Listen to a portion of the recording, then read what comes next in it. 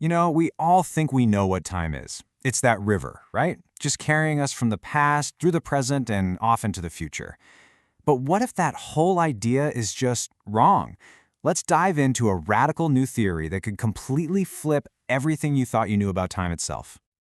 Look, the idea of time as a flowing river is comfortable. It's simple, it's intuitive. But maybe, just maybe, it's holding us back from seeing a much weirder, more fascinating reality. So today, we're going to step out of that river and explore a whole new way of thinking. So, let's just ask the big question right up front. What if time doesn't flow? At all? What if it's not a line we're traveling on, but more like a field that surrounds us, an environment that we're just existing within? This is the core idea we're going to unpack. So on one hand, you've got the familiar story, time as a one-way river, carrying us along for the ride. But on the other hand, we have this completely new concept, time as a resonant field. Just try to picture a constantly shifting, evolving interference pattern made up of countless overlapping waves. Yeah, that's where we're headed. Okay, so what in the world is a resonant field of time? It sounds super complex, I know, but the core idea actually boils down to one single, crucial concept: phase. Let's see how this one little idea could completely reshape our view of reality.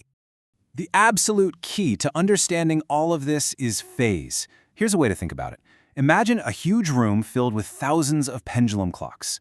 Phase is just a way of describing how their swings line up. Are they all swinging in perfect, beautiful unison? Or is it total chaos, with every pendulum doing its own thing? That simple idea of alignment, well, it's the foundation for everything that comes next. And here's why that matters.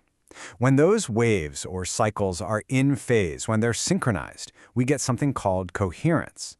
And we experience that coherence as temporal order. The steady, predictable progression of events. But when they fall out of phase, we get decoherence, which we experience as disorder or even chaos. So here's the punchline. Time isn't some external force, like a conveyor belt we're all standing on. Instead, our experience of time emerges from these very patterns of alignment and misalignment. It's a property of the system itself, not some track that the system is running on. This is a massive shift in thinking. Now, if time really is a resonant field, that has some pretty profound implications for other things we take for granted, like memory. I mean, think about it.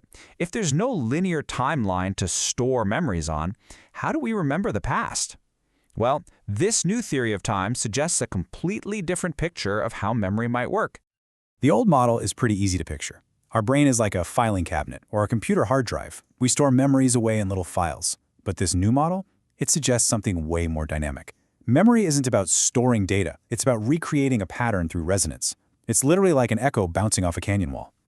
And this isn't just a nice metaphor. There's a real process in physics called phase conjugate mirroring. Imagine you shout into a canyon, but instead of getting a jumbled, faint echo back, the canyon sends your exact words back to you, perfectly clear. That's kind of what a phase conjugate mirror does for light waves. It takes a messy, scattered wave and reconstructs it perfectly. This right here is the key insight. When we remember something, we aren't just hitting play on a video file in our heads. Our brain, or maybe the field of time itself, is resonating in just the right way to reconstruct a past pattern. The past literally echoes into the present. It's an act of resynchronization. Now, I know this might all be sounding a bit abstract, maybe a little philosophical, but here is where it gets truly mind-bending. There are actual physical structures in nature that seem to be built for this exact purpose. This isn't just a theory. This might actually be the physics of our universe. Everybody, meet the quasicrystal. It is a bizarre and beautiful form of matter. It has order, just like a regular crystal. But here's the catch. Its pattern never, ever repeats. Think of it like a perfectly symmetrical mosaic that goes on forever, but you will never find the same exact arrangement twice. This unique property makes it the perfect candidate for a physical model of time that is structured, yet always new.